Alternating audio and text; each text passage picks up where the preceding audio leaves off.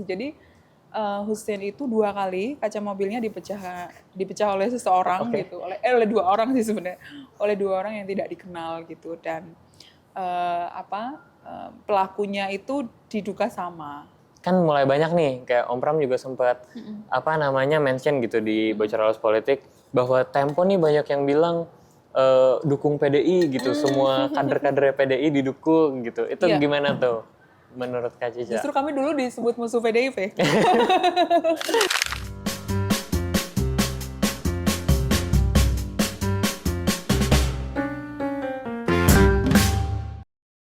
Halo Sobat Urban, kembali lagi di Urban Profession 101 di mana kita akan ngebahas profesi-profesi yang ada di perkotaan supaya Sobat Urban yang lagi cari-cari tahu nih profesi ini tuh kerjanya ngapain sih, ngapain aja, suka dukanya kayak gimana, itu bisa tahu nih. Dan untuk di season 1 ini kita bakalan fokus di jurnalis. Dan hari ini fokus di episode hari ini kita udah kedatangan salah satu jurnalis politik yang top banget nih di Indonesia nih.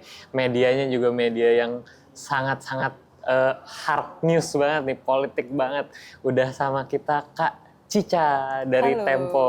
halo Ananta, apa Halo Kak Cica, kabar? baik. Kak Cica apa kabar? Baik, sangat baik. Meskipun mendung ya suasana Iya. politik hari ini. Waduh, kayaknya nggak pernah habis tuh ya kalau Nggak politik pernah, di Indonesia. iya Ya. nggak pernah habis.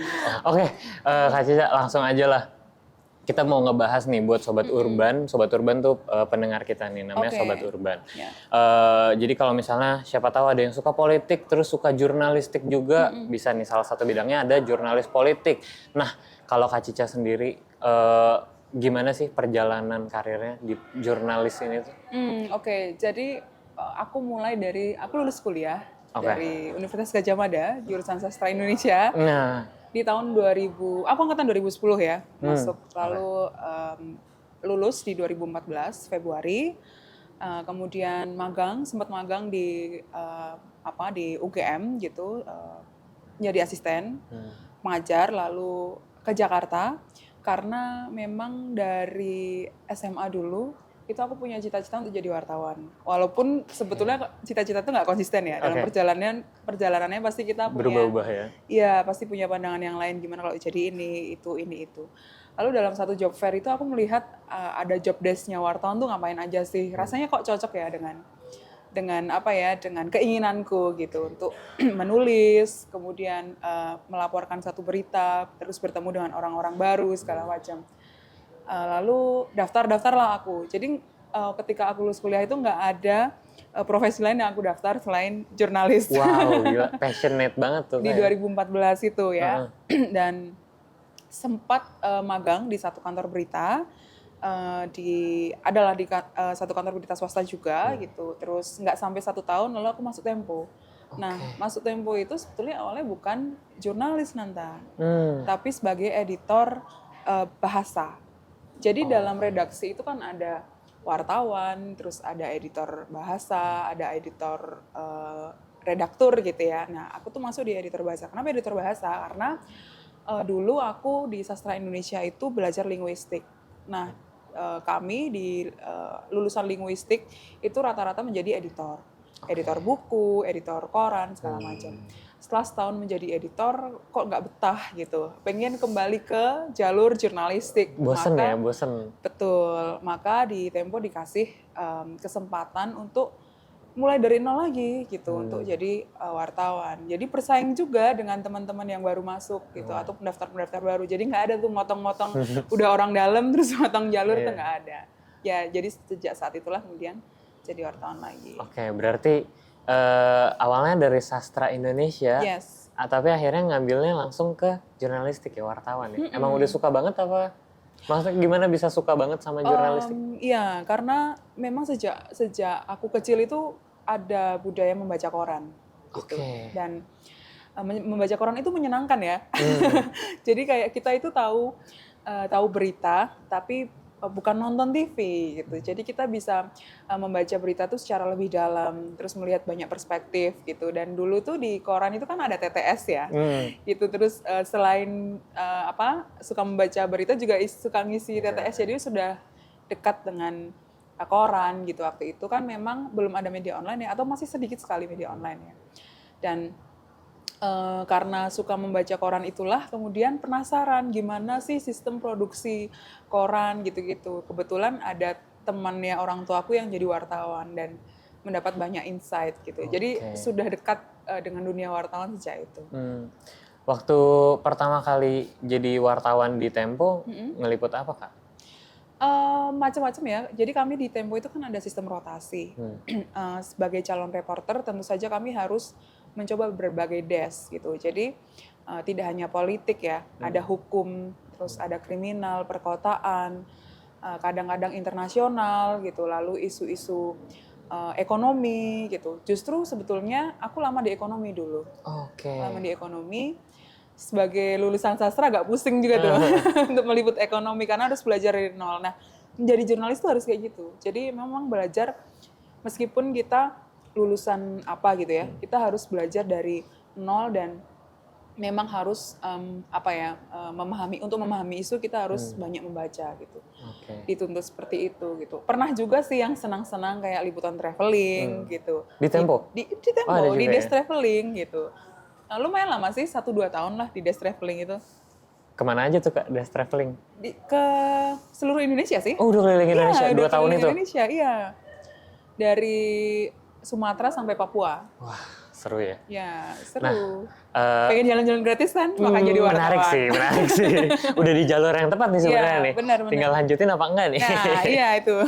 Tapi benar sih, setuju banget sih sama di jurnalistik tuh kayak kami aja tuh sebagai mahasiswa jurnalistik harus ngedalamin banyak gitu jadinya. Iya, isu-isu, kita kalau lagi ngeliput lingkungan ya belajarin lingkungan, mau ngeliput apa ya belajarin bidang itu. Mulai gitu. dari nol lagi kan? Iya, betul.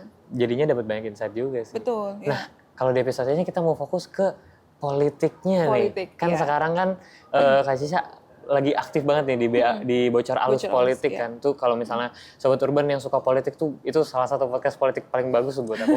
Itu keren banget, informasinya luar biasa banget, nanti kita bakal bahas lagi. Nah, kalau di politik itu dari kapan Kak?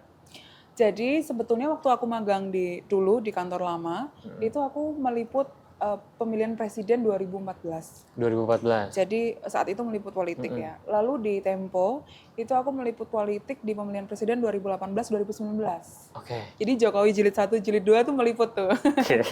Nah, kemudian setelah itu ada jeda untuk ke desk ekonomi, lalu kembali ke politik lagi. Jadi beberapa tahun kebelakang memang kembali ke politik lagi dan concern di isu-isu politik gitu.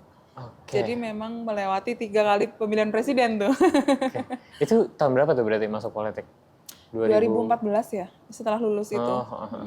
Oh, berarti abis lulus langsung politik. Kenapa Kak ambil politik? Emang ada interest kah atau rotasi dari kantor aja apa gimana? Sebetulnya awalnya memang rotasi ya, karena kami sebagai jurnalis Tempo itu kan harus mau dan siap ditempatkan dimanapun ya, meskipun tidak suka gitu. Awalnya memang politik itu apa sih gitu, politik itu kan ruang yang sangat abu-abu, nggak ada hitam, nggak ada putih gitu, terus nggak jelas maksud dan motifnya apa gitu, kita harus membaca peta segala macam kan. Kemudian, tapi lama-lama asik juga di politik, karena semua kebijakan pemerintah itu asalnya dari kebijakan politik gitu. Ya sesimpel misalnya ya, mengangkat menteri gitu ya, itu keputusan politik gitu. Keputusan-keputusan yang diambil oleh pemerintah itu kebanyakan melibatkan keputusan politik gitu. Jadi kalau kita lihat politik itu dasar dari semua kebijakan gitu, dan dia menarik aja memetakan politik di negara kita, di negara demokrasi yang partai politiknya itu jumlahnya banyak gitu ya. Banyak gitu. Banget sih betul dan sebetulnya sangat terbuka kan gitu. Jadi menarik aja politik itu gitu. Semua menarik sih, tapi politik menurutku sekarang untuk aku ya itu jauh lebih menarik dibanding isu yang lain. Karena mulai banyak ya pergerakan-pergerakan yang dinamika politiknya. Betul, apalagi beberapa tahun ke belakang. Betul. Karena Pak D itu ya. Iya, betul. Aduh, aku kalau nontonin Bocor Alus Politik, Om Pram itu. Semoga jadi waras ya. Semoga lebih jadi waras ya. Kalau sebagai jurnalis yang fokus di desk politik tuh apa aja sih Kak yang dikerjain?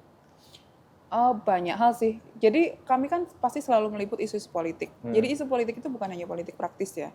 Yang tadi ku singgung gitu. Kami juga menyorot politik kebijakan gitu. Misalnya ada revisi Undang-Undang KPK gitu. Bagaimana pembahasannya di DPR, kemudian bagaimana saat itu DPR dan pemerintah sama-sama melemahkan fungsi KPK gitu. Itu kan prosesnya melibatkan proses politik gitu. Jadi politik itu tidak hanya meliput kontestasi politik aja gitu. Jadi bukan hanya meliput pemilihan presiden gitu atau pemilihan kepala daerah, lalu partai ini berseteru dengan partai ini, tidak hanya itu, tapi lebih pada hal-hal yang lebih besar, hal yang lebih makro, yaitu kebijakan-kebijakan politik. Misalnya makan siang gratis gitu ya, bagaimana kebijakan makan siang gratis itu penetrasinya sampai ke daerah, melibatkan purnawirawan TNI, relawan-relawannya Prabowo Gibran gitu-gitu, itu adalah proses-proses politik gitu yang juga kami liput. Jadi kami meliput tidak hanya pada politik praktisnya saja, tapi juga sampai pada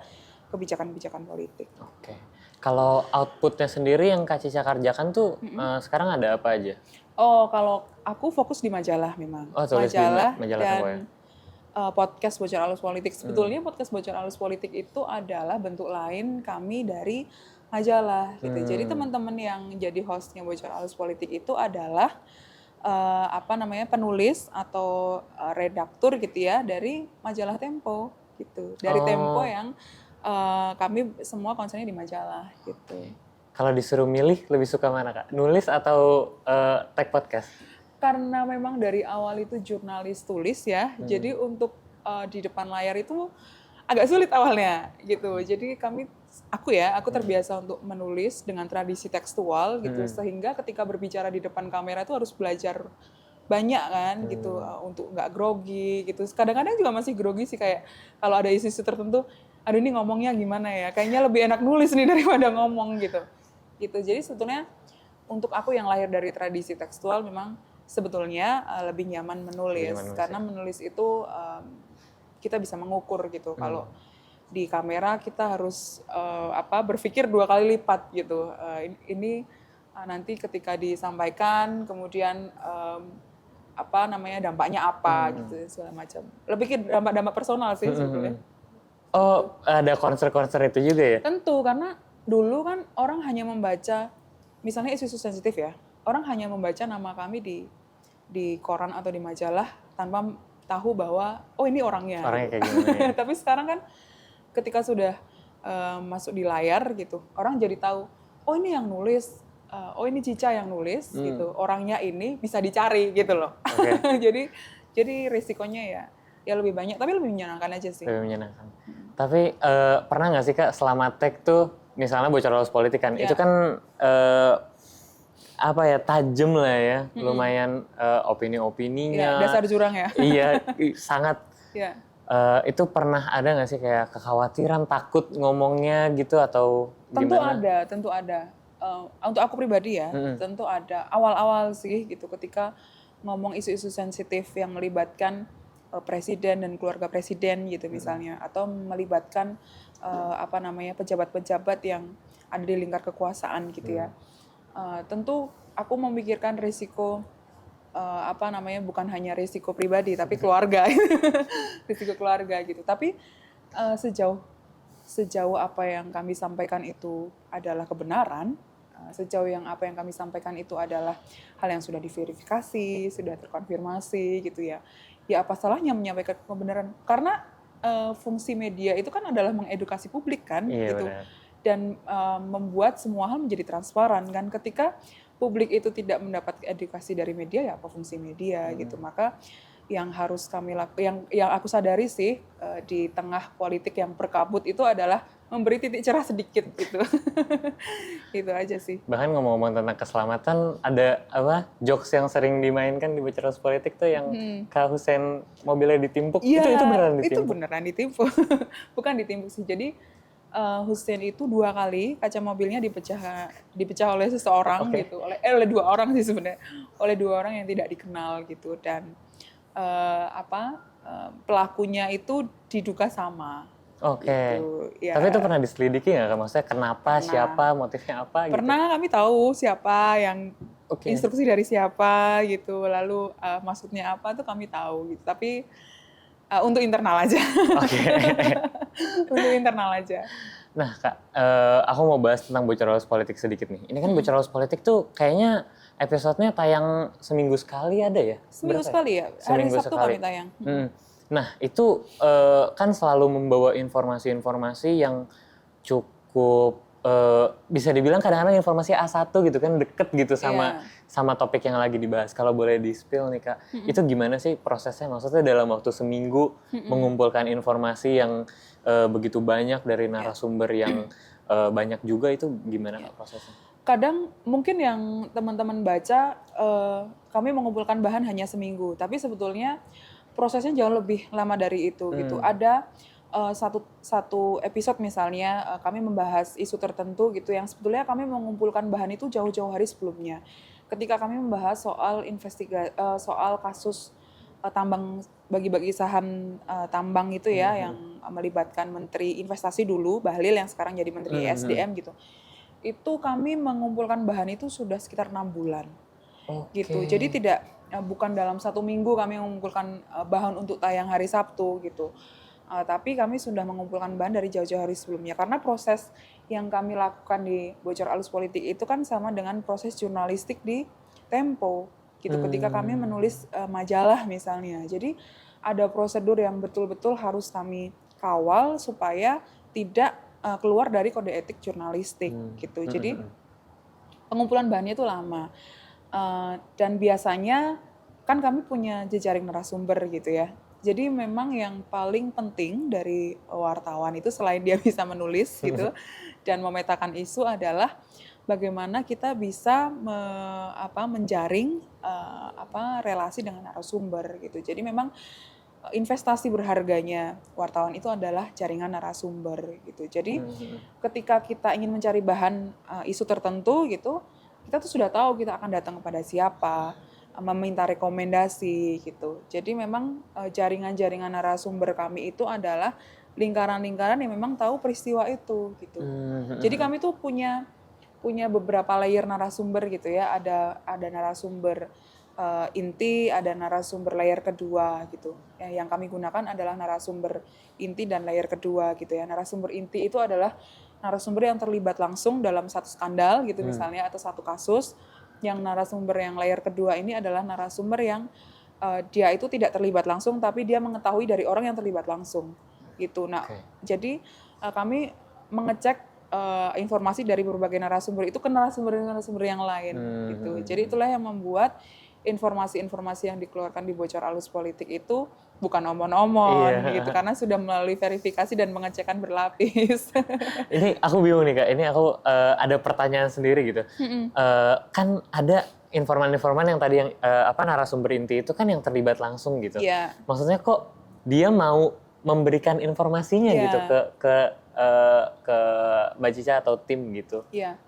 Sebetulnya kadang kala ya, bahkan di banyak tempat gitu, narasumber yang terlibat dalam skandal segala macam itu kadang mereka juga merasa resah dengan situasi yang terjadi di internal koalisinya misalnya atau di internal partainya gitu. Jadi karena dia merasa resah tapi dia tidak bisa mengungkapkan secara pribadi gitu kan, kemudian dia membocorkan itu kepada media supaya diangkat. Ini loh kerusakan yang terjadi di pemerintah, di internal pemerintah, yang terjadi di internal partai misalnya. Ketika kami bicara soal bagi-bagi saham itu yang Menteri Bahlil itu, yang bercerita adalah orang-orang yang memang orang-orang di sekitar Bahlil yang memang resah dengan apa yang dilakukan Menteri Bahlil saat itu gitu.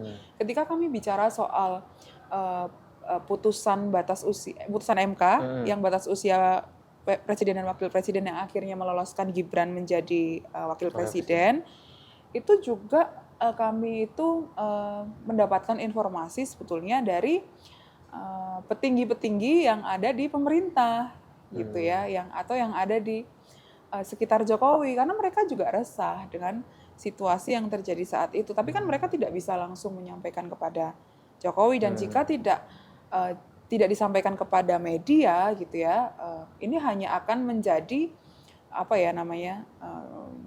akan mentah aja gitu, tidak ada perbaikan gitu. Jika disampaikan ke media, mereka merasa isunya blow up, lalu akan ada perbaikan. Gitu. Jadi sebetulnya banyak kok kelompok-kelompok hijau di di apa namanya di tingkat-tingkat petinggi Pemerintahan ya, kekuasaan di masih ada ya. pemerintah gitu. Oke. Kalau misalnya dari liputan-liputan Tempo sendiri atau liputan Mbak Cica sendiri, apakah pernah ada dampak yang signifikan gitu terhadap suatu topik yang dibahas?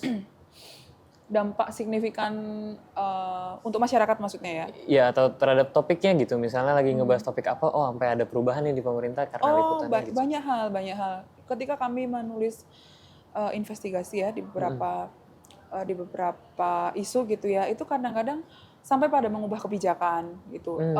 Contoh yang terdekat ya, itu tim investigasi Raimundus Rikang, kalau tahu ya, salah satu host Bocor Alus Politics juga, itu menginvestigasi soal guru besar abal-abal gitu ya, gelar profesor abal-abal segala macam gitu.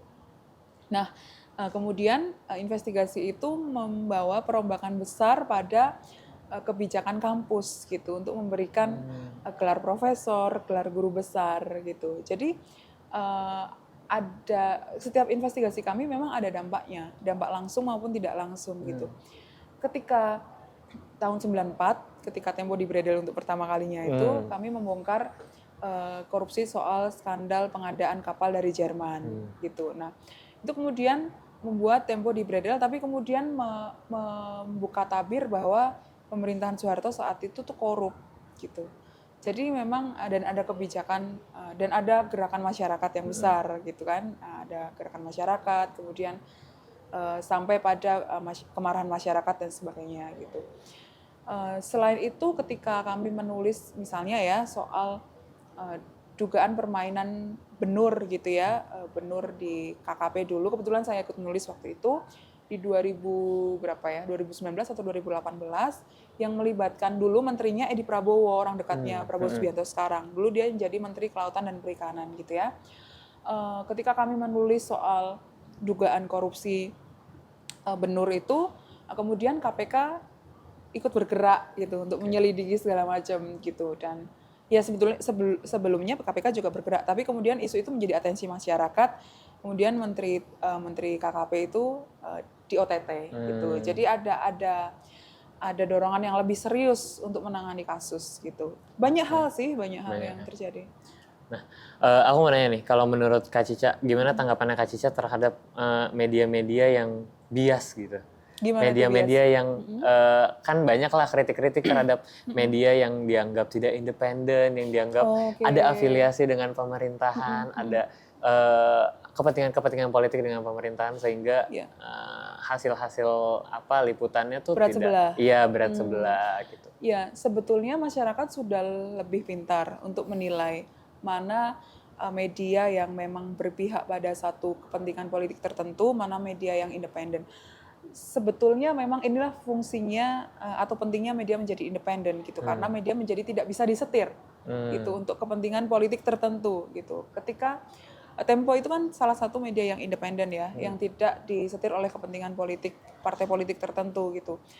Kemudian Tempo menjadi bisa lebih fleksibel untuk menentukan sikap. Misalnya pada 2014 ketika Pilpres, Tempo mendukung Jokowi. Kenapa Jokowi? Karena rivalnya adalah Prabowo yang kita tahu dia punya rekam jejak pelanggaran HAM dan tidak ada opsi lain, dan kita melihat ada sosok harapan gitu ya di Jokowi waktu itu dari kelompok masyarakat sipil yang pertama kali kan, bukan dari kalangan ningrat gitu. Nah, kemudian di 2024 10 tahun kemudian Tempo kemudian punya sikap politik di 2019 Tempo tidak memihak siapapun karena kita melihat seperti apa kejahatan Jokowi ketika dia menjadi presiden, dan Prabowo juga punya titik hitam. Di 2024 Tempo bisa lebih fleksibel untuk menentukan sikap lagi kan, karena Tempo adalah media yang independen gitu. Misalnya di 2024 sikap kami adalah tidak memilih calon yang didukung oleh Jokowi dan keluarga Jokowi. Kenapa? Atau gerakannya tidak memilih nomor 2 waktu itu ya. Kenapa? Karena prosesnya sudah cacat gitu. Kita tidak memilih calon yang prosesnya itu cacat gitu kan secara konstitusi gitu.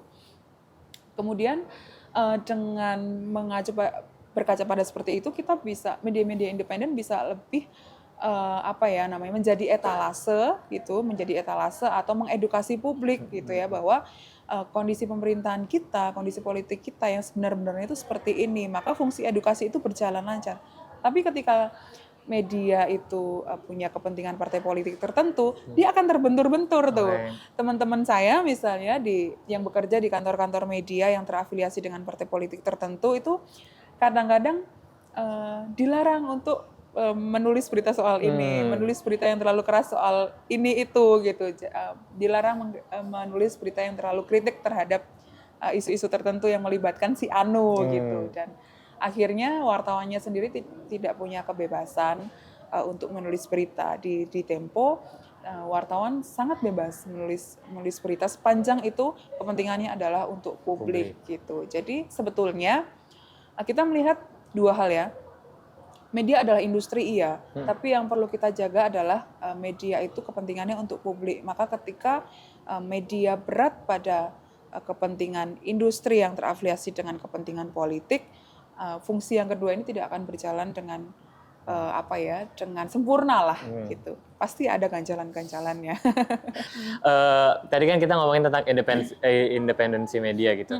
Nah, gimana nih tanggapannya Kak Cica sebagai wartawan Tempo juga yang kan mulai banyak nih, kayak Om Pram juga sempat mention gitu di Bocoralos Politik bahwa Tempo nih banyak yang bilang dukung PDI gitu, semua kader-kader PDI didukung gitu. Itu gimana tuh menurut Kak Cica? Justru kami dulu disebut musuh PDIP. Waktu revisi Undang-Undang KPK, Omnibus Law, Undang-Undang Cipta Kerja itu kami disebut musuh PDIP. Sangat sulit untuk menembus PDIP. Ya, politik itu kan sangat cair ya.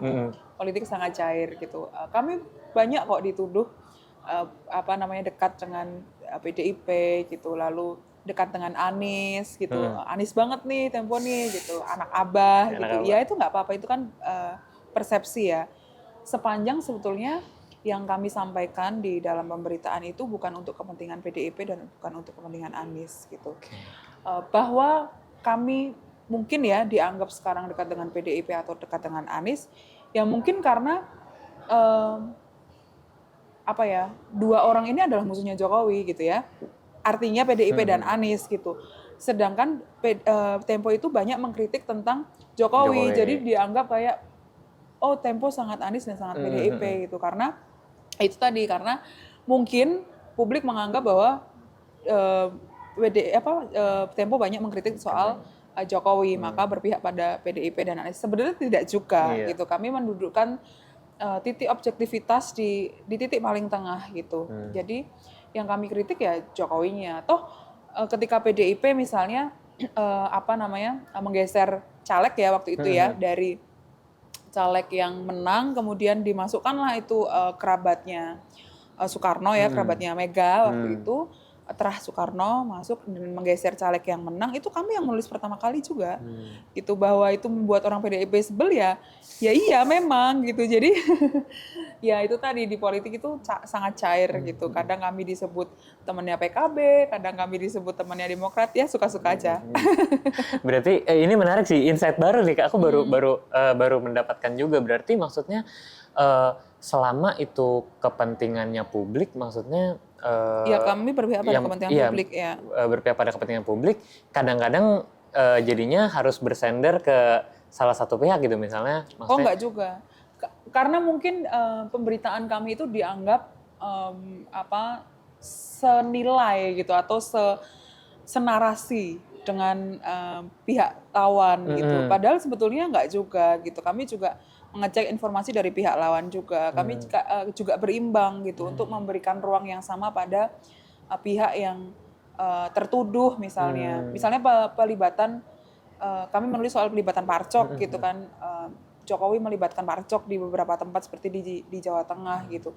Kami tuh sudah membuka ruang kepada keluarga Jokowi dan Parcok untuk berbicara gitu kan. Tapi kemudian mereka banyak menutup gitu ya gimana gitu. Kami mencoba untuk memberikan ruang yang seimbang sebetulnya gitu. Tapi temuan kami kan di lapangan seperti itu. Jadi ya mungkin temuan kami di lapangan sama dengan temuannya PDIP atau sama dengan temuan timnya Anies gitu. Jadi dianggap wah ini sangat PDIP dan sangat Anies, padahal tidak seperti itu kenyataannya. Oke. Gitu. Oke. Memang satu musuh aja gitu ya, satu yang ditentang sama gitu ya. Bukan satu musuh, karena media kan tidak punya musuh Iya. ya. Tapi yang dikritik itu Yang kebetulan dikritik. adalah musuh dari Oke. dari Oke, I see. antitesis lah. Oke. Gitu. Kalau misalnya menurut Kak Cica tuh sebagai jurnalis politik, apa sih tanggung jawab terbesarnya? Sebagai jurnalis politik itu tadi kepentingan publik, karena politik itu kan sulit ya, menulis politik. Politik itu ruang yang tidak hitam dan tidak putih. Kami itu terbiasa bermain di ruang yang abu-abu. Artinya gini, kita tidak tahu si A bicara, misalnya si A bicara A, itu tidak pasti dia bermakna A. Tidak pasti ucapannya itu bermakna A gitu. Dan kita tidak tahu mana yang decoy atau umpan, mana yang betul-betul fakta gitu. Maka sebetulnya yang perlu kami lihat dari politik itu adalah motif ketika dia berbicara itu motifnya apa, peta politiknya seperti apa, si orang ini tuh orangnya siapa gitu. Dan kami yang paling sulit bagi kami dalam meliput politik itu adalah bagaimana agar kami tidak terbawa pada narasi atau kepentingan politik tertentu. Dan karena kepentingan kami adalah untuk mencerahkan publik gitu ya, untuk memberikan pencerahan kepada publik, untuk kepentingan masyarakat khalayak banyak gitu, maka kami tidak boleh terbawa narasi hanya pada satu pihak gitu. Oke, berarti kalau misalnya aku tanya lagi, bagaimana kesulitannya sebagai kesulitan yang paling pusing nih sebagai jurnalis politik tuh berarti menjaga supaya tidak terbawa narasi politik Ya ini. betul, karena politik itu banyak umpannya gitu. Kadang-kadang narasi tertentu sengaja dilambungkan gitu untuk motif-motif politik tertentu gitu. Dan kami harus tahu tuh motif narasi yang disampaikan di publik itu apa gitu. Jangan sampai kamu terbawa arus hanya pada arus sungai tertentu gitu, sehingga kami hanyut di situ. Jangan sampai seperti itu gitu. Kita harus bisa berenang dalam arus yang kencang gitu. Oke, terakhir nih Kak, aku mau tanya soal satu isu yang lagi lumayan banyak diperbincangkan lah, tentang anak muda yang apatis politik nih Kak, yang nggak peduli. Apolitis ya. Iya. Itu menurut Kak Cica gimana nih? Kan karena kalau misalnya sekarang kayaknya generasi aku apalagi ke atas gitu kayak udah nggak ada yang nonton TV berita aja udah enggak, apalagi baca berita gitu kan. Menurut Kak Cica gimana? Aku balikkan pada fenomena ya. Jadi belakangan itu aku ngelihat di TikTok gitu banyak tayangan yang meromantisasi Orde Baru. Gitu. Lihat nggak? Jadi misalnya Orde Baru Soeharto dan Butin gitu, bagaimana kemesraan mereka. Kemudian Soeharto itu jasanya apa saja gitu ya. Kita tahu bahwa Orde Baru itu kan adalah era yang sangat korup ya, dan menjalankan KKN gitu. Lalu banyak titik hitam di situ, ada penculikan aktivis, bagaimana demokrasi dibungkam, bagaimana orang-orang kritis dihilangkan gitu kan. Dan kita melihat rezim yang sangat janganlah kita kembali pada rezim itu gitu. Nah, ketika anak muda tidak tahu dengan sejarah politik kita beberapa puluh tahun ke belakang, beberapa belas tahun ke belakang, beberapa puluh tahun ke belakang, maka yang terjadi adalah anak muda tidak tahu sejarah dan menjadi ahistori gitu. Jadi yang dilihat anak muda adalah ya kita itu sebetulnya secara politik baik-baik saja. Pada akhirnya kita tidak tahu bahwa kita pernah berada pada satu lubang hitam gitu yang kita tidak mau berada pada masa itu lagi. Nah, itu mungkin akan terjadi jika ahistori terjadi dan jika anak muda tidak tahu sejarah politik di suatu sikap gitu atau di suatu saat yang mungkin di kedepan hari gitu ya, ketika terjadi satu peristiwa politik yang mengarah pada rezim Orde Baru gitu ya, mengarah pada hal-hal yang akan terjadi pada Orde Baru, masyarakat atau anak muda tuh nggak sadar gitu. Dan pada saatnya jika misalnya demokrasi kita dibungkam gitu, dibungkam itu kan macam-macam ya, misalnya dibungkam dengan doxing, ketika kamu mengkritik di media sosial lalu diserang oleh buzzer gitu, lalu dimatikan karakternya dengan skandal-skandal yang atau dengan tuduhan-tuduhan tertentu, tuduhan-tuduhan yang menyangkut pada karakter pribadi kita gitu. Misalnya itu kan satu bentuk pembungkaman kan, padahal kamu misalnya kritis gitu. Bahkan kemarin katanya ada sempat yang RUU yang mau mematikan jurnalis investigatif itu ya. Iya, revisi undang-undang penyiaran itu kan bentuk-bentuk indikasi untuk membungkam demokrasi gitu.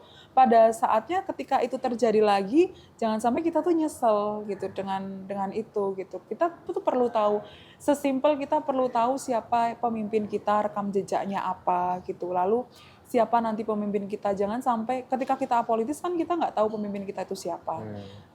Kita akan memilih siapa. Tapi kalau kita melek politik, tahu peta politik, tahu sejarah, kita akan memilih pemimpin yang baru yang mungkin akan berpihak pada pro rakyat gitu, yang pro rakyat dan mengeluarkan kebijakan-kebijakan politik, kebijakan-kebijakan pemerintah yang keberpihakannya itu bukan pada oligarki tapi pada masyarakat gitu.